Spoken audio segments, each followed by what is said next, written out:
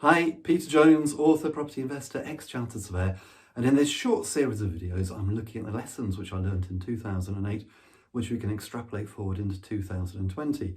And so far we've been through don't panic, don't confuse busyness with productivity, and look after yourself, which basically means having a routine, making sure that you eat the right kind of stuff, making sure you're doing the right kind of stuff, watching your mental health, all of that kind of good stuff. If you haven't seen the previous videos, then please do have a look. Lesson number 4, we're going to get into a bit more nitty-gritty about property. And lesson number 4, which I learnt the hard way in 2008, was don't have just one strategy. Particularly, don't have just one strategy in property, because this is what happened to me. 2007 and the beginning of 2008 was actually very good. Between 2006 and the middle of 2008, because I tend to invest in the northeast of England, there's a bit of a lag really up there between what happens in the northeast and what happens in the rest of the country. So I know that the property market was probably or potentially slowing down where you were in maybe 2007 or the beginning of 2008. We didn't really see the slowdown in the northeast until about sort of the middle of 2008 from my recollection. And so things were going quite well. And 2008, September, Lehman Brothers collapsed and it all went like that.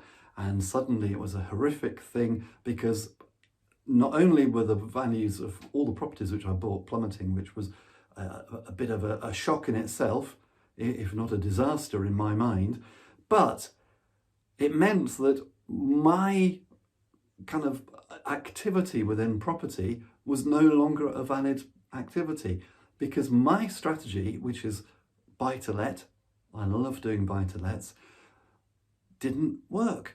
Why? Because 2008 was caused by a banking crisis, a financial crisis, and the banks stopped lending. Well, if the banks aren't lending for property, if the banks aren't lending buy-to-let mortgages for property, if you know no other way of doing it, then it means that everything you do has to stop.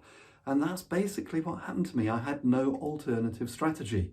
Now, looking back, I can see with hindsight, because of this, I made sure that I went out and that I learnt. I met people who had perhaps done better than I did during the last recession, and I found out how they did it. And I'm now much more prepared for what may happen in this recession and what may happen in future recessions.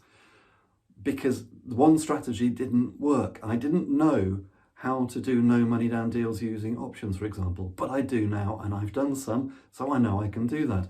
I didn't know at the time that I could replace bank lending potentially by using private finance, using JV partners. But now I know that, and I've used JV finance over the last few years.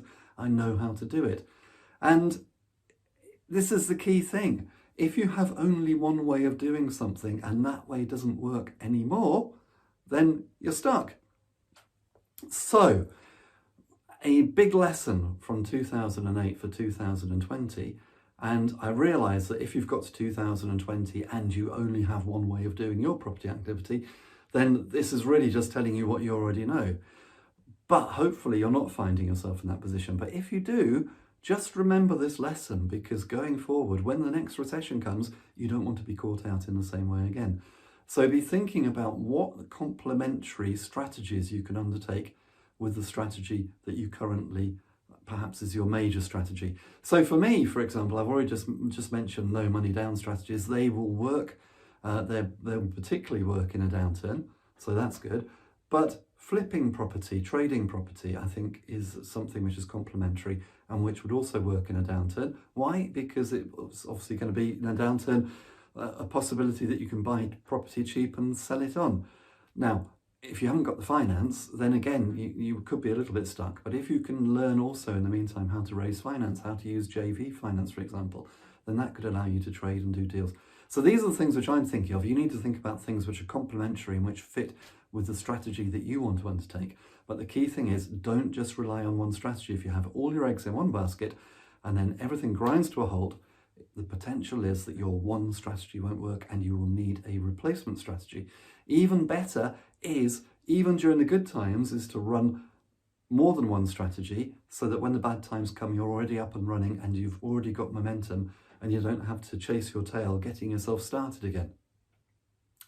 Anyway, I hope that helps. Until next time, please stay safe and healthy.